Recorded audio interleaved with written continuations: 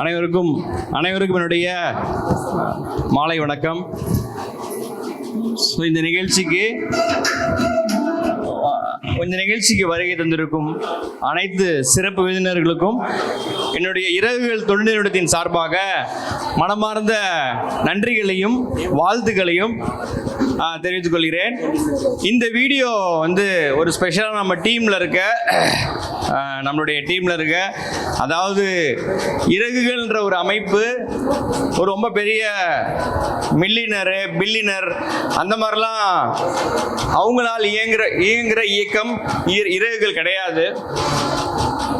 தமிழகம் எங்கும் அனைத்து மாவட்டங்களில் இன்னைக்கு மருத்துவத்துறையாக இருக்கட்டும், கல்வித்துறையாக இருக்கட்டும், அனைத்து துறையிலையுமே இன்னைக்கு நம்மளுடைய இறகுகள் மூலியமா பயனடைந்தவங்க நிறைய பேர் இருக்கிறாங்க. ஸோ இன்னைக்கு நடக்கிற இந்த தீபாவளியுடைய 11ஆம் ஆண்டு நலத்திட்ட விழா. ஸோ பண்டிகை நாட்கள் என்பது நாம் மட்டும் கொண்டாடுவதல்ல, மற்றவர்களின் தேவையை பூர்த்தி செய்வது அப்படின்ற நோக்கத்தில் ஆரம்பித்தது தான். என் கூட பயணித்தது, என் கூட ஆரம்ப காலகட்டம் இறகுகள் ரொம்ப சின்ன பிள்ளையா இருந்து வளர்ந்து படிப்படியாக வளர்ந்து இன்னைக்கு ஒரு தமிழகம் எங்கும் ஒரு இடத்துல எல்லா பக்கமும் எங்கே போனாலும் எந்த ஒரு மருத்துவமனைக்கு போனாலும் இன்னைக்கு ஒரு சார் பில் அதிகமாயிடுச்சு குறைங்க அப்படின்னு சொன்னா உடனே குறைக்கிற அளவுக்கு இன்னைக்கு நம்ம இறகுகள் மாறி இருக்கு அப்படின்றது இங்க இருக்கிற என் கூட பயணிக்கிற ஒரு சில பேர் வந்திருக்காங்க. ஸோ அது நான் இந்த இடத்துல நிற்கிறதுக்கு முக்கியமான காரணம் என்னுடைய பிரின்சிபல் சார். அப்போ வைஸ் பிரின்சிபலா இருந்தார். நான் காலேஜ் படிக்கும் போது நான் என்எஸ்எஸ்ல நாட்டு நலப்பணி திட்டத்தில் நான் கோஆர்டினேட்டரா இருந்தேன். 3 வருஷமும் நான் லீடரா இருந்தேன். அப்போ அந்த ஆண்டவன் கல்லூரியில் அப்படி சர்வீஸ் பண்ணி அது மூலியமா தான் இறகுகள்ன்ற ஒரு அமைப்பு. அதுக்கப்புறம் லயலா காலேஜில் போயிட்டு ஜாயின் பண்றேன். அதுக்கு காரணமும் இந்த ஆண்டவன் கல்லூரி தான். அதை நான் மறக்கவே மாட்டேன். அதனால எங்க பிரின்சிபலை நான் எல்லா ப்ரோக்ராமும் கூப்பிடுவேன். இப்போ கூட சொன்னார் யார் அப்படின்னு சால்வை எப்போ பார்த்தாலும் போதிக்கிட்டே இருக்கேன்னாரு. இது ஒரு மரியாதைக்காக. ஸோ இன்னைக்கு பழச மறக்கூடாது. இன்னைக்கு 15-17 வருஷம் ஆக போகுது. அந்த கல்லூரியில் நான் படிச்சனால தான் லயலா கல்லூரி உங்களுக்கு தெரியும் எவ்வளோ பெரிய கேம்பஸ்ன்னு. 200 பேர் தான் எடுப்பேன். 200 பேர்ல நான் ஒரு மாணவனா எடுத்ததுக்கு முக்கியமான காரணம் என் காலேஜ் எனக்கு கொடுத்த outstanding student award, NSS best volunteer award, இந்த மாதிரி நிறைய அவார்ட்லாம் எனக்கு கொடுத்து என்னை மோட்டிவேட் பண்ணி நான் படித்தது ஆங்கிலத்துறையாக இருந்தாலும் இல்லை உனக்கு இதுதான் சர்வீஸ் தான் அப்படின்னு என்னை மோட்டிவேட் பண்ண ஒரு கல்லூரி. அங்கிருந்து தான் நான் வந்தேன். இன்னைக்கு இறகுகள் என்ற ஒரு அமைப்பு உருவாகிருக்கு. ஸோ அது மட்டும் இல்லாமல் ஸோ இங்கே வந்திருக்க ஒவ்வொருத்தவங்களுக்கும் ஒரு சின்ன ஒரு வீடியோ. ஸோ இந்த வீடியோ எதுக்காக போட்டிருக்கோம் அப்படின்னா, இந்த நலத்திட்டம் நடத்துறது ரொம்ப ரொம்ப டிஃபிகல்ட். இது ரொம்ப அதிகம். அவங்களுக்கான தேவைகள், மக்களோட தேவைகள் அதிகம். ஸோ இதில் டொனேஷன் கொடுத்தவங்க அப்படின்னு பார்த்தீங்கன்னா பெரிய பெரிய பணக்காரங்களோ இல்லை பெரிய பெரிய இடத்துல இருக்கவங்களும் எனக்கு கிடையாது. நிறைய பேர் கேட்டாங்க, என்ன சார் அதிகரிச்சுட்டே போறீங்க, கவுண்ட் அதிகரிக்கிறீங்க, நிறைய பேர்கிட்ட கேட்டாங்க. நான் சொன்னேன், மக்களுடைய தேவைகள் அதிகரிக்க என்னுடைய திட்டங்கள் அதிகரித்து கொண்டே தான் இருக்கும். இன்னைக்கு கூட ஒரு பெரிய ஸ்ட்ரகிள். இன்னைக்கு என்னன்னா, இறகுகளுடைய முதியோர் இல்லத்தில் நடக்க வேண்டிய ஈவெண்ட் இந்த ஈவெண்ட்டுக்கான எல்லா வேலையும் நைட்டே முடிச்சிட்டோம். ஷார்ப்பா 4 மணிக்கு ஸ்டார்ட் பண்ண வேண்டிய ஈவெண்ட் இறகுகள் முதியோர் இல்லத்தில். இங்க முதியோர் இல்லத்தில் இருக்க எல்லா வயசானவங்களும் இந்த நிகழ்ச்சியை பார்க்க ஆசைப்பட்டாங்க. பட் அன்பார்ச்சுனேட்லி என்ன ஆயிடுச்சுன்னா, ஒரு டெத் ஒன்று அந்த கார்னர்ல அவங்க என்ன சொல்லிட்டாங்கன்னா, சார் எப்படி சார் நாங்கள் எடுக்கிறதுக்கு லேட் ஆகும், நீங்க எப்படி கல்யாணம் நடத்துவீங்க? என்னை பொறுத்த வரைக்கும் ஒவ்வொரு ஆண்டும் பட்டாசு கொடுக்கறதும் ட்ரெஸ் கொடுக்கறது மட்டும் என்னோட வேலை கிடையாது. என் மக்களுக்கு சந்தோஷத்தை கொடுக்கறது தான் என்னோட வேலை. அதுக்காக கலைஞர்கள் வந்திருக்காங்க. என்னுடைய நண்பன் 15 வருடமா என் கூட பயணிக்கிற, அதே காலேஜில் படித்த உலக சாதனையாளர் மிமிக்ரி ஆர்டிஸ்ட் விஜய் ஒவ்வொரு வருஷமும் ஒரு வருஷம் புதுசு புதுசாக எங்களுடைய குழந்தைங்களுக்கும் சரி எங்களோட மக்களுக்கும் சரி எப்படி அவங்களை சந்தோஷப்படுத்தணுமோ ஒவ்வொரு வருஷமும் புது புது ஆர்டிஸ்ட் கிளம்ப இறக்கியிருக்கிறாங்க. இந்த வருஷம் இந்த இந்தியன் ஃபர்ஸ்ட் ட்ரம்மர் ப்ளஸ் யாரை கூப்பிட்ருக்கீங்க, மெஜிஷியன் கவி வந்திருக்காங்க. ஸோ அடுத்தது இன்னொருத்தவங்க யாருமா கொடுக்க நிமிஷம்.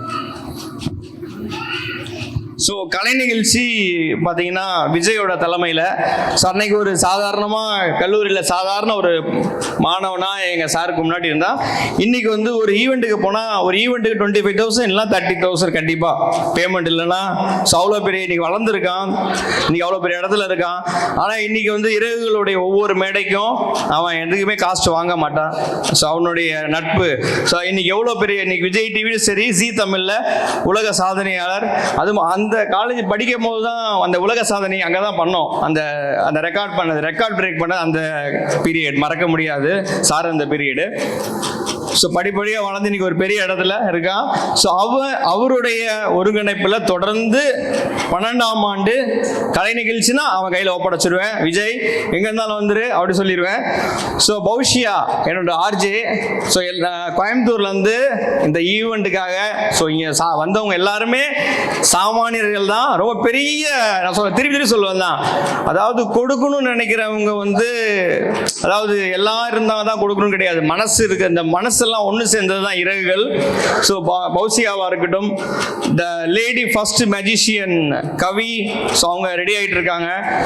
ஸோ தான்சன் இந்தியன் ஃபர்ஸ்ட் ஹேண்ட்லர் ட்ரம்மர் வந்திருக்காரு.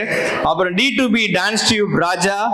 அப்புறம் அது மட்டும் இல்லாமல் எந்த ஒரு எதிர்பார்ப்பும் இல்லாமல் இந்த ஒரு வீடியோ இந்த நடக்கிற இந்த நிகழ்ச்சியை 10 வருடத்திற்கு மேலாக இன்னைக்கு 12 வருடம், இரவுகள் 15 வருடமாக ஆரம்பிச்சு இப்போ 11ஆம் ஆண்டு தீபாவளி கொண்டாட்டத்தை தொடர்ந்து எந்த ஒரு எதிர்பார்ப்புமே இல்லாமல் இந்த வீடியோ எடுத்துட்டு இருக்க இந்த வீடியோ குழுவினர் இருக்காங்க பார்த்தீங்களா, அவங்க எல்லாத்துக்கும் தயவு செய்து உங்களோட கை, எந்த ஒரு எதிர்பார்ப்பும் இல்லை.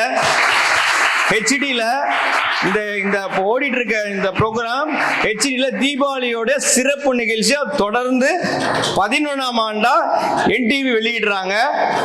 அவங்களுக்கு நல்லா யோசிச்சு பாருங்க, அவங்களுக்கு நமக்கு ஏதாவது சம்மந்தம் இருக்கா? இந்த வீடியோ போட்டு என்ன பெருசாக்கணும் அவங்களுக்கு அவசியம் இல்லை. ஆனால் நம்ம ஒரே ஒரு விஷயம் திருப்பி சொல்லுவேன், பசங்களாம் ஒரு விஷயம் கவனிங்க. நம்ம ஒரு விஷயத்த நல்லா பண்ணா கண்டிப்பா அதோட உயரத்தை தொட்டுக்கிட்டே இருக்கலாம். அது எதுக்காக நான் சின்னதாக சொல்லி முடிச்சிடுறேன், ரொம்ப நேரம் நான் பேச விரும்பல. 4 மணிக்கு எனக்கு வந்து 3 மணிக்கு போலீஸ் பர்மிஷன் இருக்கு, எல்லாமே இருக்கு. அந்த ஏரியாவில் இருக்கவங்க என்ன சொல்லிட்டாங்கன்னா வேணே பிரச்சனை பண்றாங்க. கரெக்டாக நான் 4 மணிக்கு ப்ரோக்ராம் ஸ்டார்ட் பண்ண போறோம், இதே ஸ்டேஜ் இதே டெக்கரேஷன் இதெல்லாம் பண்ணிட்டாங்க, இதெல்லாம் பண்ணி ரெடியா இருக்கு. சீஃப் கெஸ்ட் வர போறாங்க. அந்த டெத்தெல்லாம் எடுத்துட்டாங்களாம். இப்போ எடுத்து இதுவாகிட்டு இப்போ நியூஸ் எனக்கு வந்துச்சு. சார் எப்படி சார் கலை நிகழ்ச்சி நடத்துவீங்க? நான் சொன்னேன், மக்கள்லாம் எங்க HIV பாசிட்டிவ்ல இருக்கவங்கலாம் பார்த்தீங்கன்னா துறையூர் அங்கே உட்காந்துருக்கவங்க எல்லாருமே இந்த பரிசு வாங்குறதுக்கு இந்த ட்ரெஸ் வந்து அவங்களுக்கு சாதாரண விஷயம் தான். இந்த நிகழ்ச்சியை பார்க்கறதுக்காக வந்திருக்க மக்கள் தான் இவங்க எல்லாருமே. ஸோ அவங்களுக்கு தான் இந்த ட்ரெஸ் அவங்களுக்கு ஒரு விஷயமே இல்லை, இந்த பட்டாசு அவங்களுக்கு ஒரு பெரிய விஷயமும் கிடையாது. அங்கே இருக்க என் குழந்தைங்க அதுவும் பெரிய விஷயம் கிடையாது. நான் அவங்கள்ட்ட சொல்றோம், சார் அவங்க என்ன கேட்குறாங்க, இந்த ப்ரோக்ராமை மாத்துங்க, டைமை மாற்ற முடியாது. சரி அவன்கிட்ட நம்ம சண்டை போடணும். நேராக நான் உடனே போலீஸ் போஸ்ட்க்கு அடித்த உடனே சார் நாங்கள் எதாவது ஹெல்ப் பண்ணணுமா கேட்டாங்க.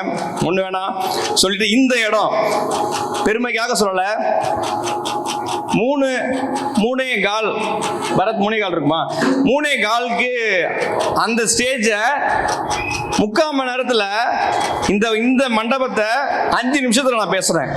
இந்த இடத்த எனக்கு கொடுத்தாங்க எந்த ஒரு எதிர்பார்ப்பும் இல்லாமல்.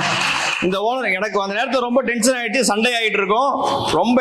ஏன்னா அவுட் ஸ்டேஜில் மக்கள் என்ஜாய் பண்ணுறதுக்காக நாங்கள் பண்ண ப்ரோக்ராம். அது வந்து ஒரு மொராய் சிட்டியில் எப்படி இருக்குமோ அந்த மாதிரி தான் ஃபோக்கஸாக ரெடி பண்ணியிருந்தோம். பட் அன்ஃபார்ச்சுனேட் இந்த ப்ரோக்ராம் அப்படி பண்ண முடியல. பட் இருந்தாலும் 5 நிமிஷம் அவங்கள்ட்ட சண்டை போட விரும்பல. 5 நிமிஷம் நான் கேட்டேன், சார் இந்த மாதிரி வந்து இந்த ஓனருக்கு ஃபோன் அடிச்சு, சார் இந்த மாதிரி ஒரு பிரச்சனை, என்ன சார் பண்ணலாம்? சார் என் இடத்த எடுத்துக்க சார், ஏசி ஹால் வேணுமா கிரவுண்ட் ஃப்ளோர் வேணுமா உங்களுக்குன்னு கேட்டார். ஸோ இதுதான் இறகுகள் இதுதான். வேற எதுவுமே நான் உங்களுக்கு இதுக்கப்புறம் நான் இறகுகள் பற்றி உங்களுக்கு சொல்ல வேண்டிய அவசியம் இல்லைன்னு நினைக்கிறேன்.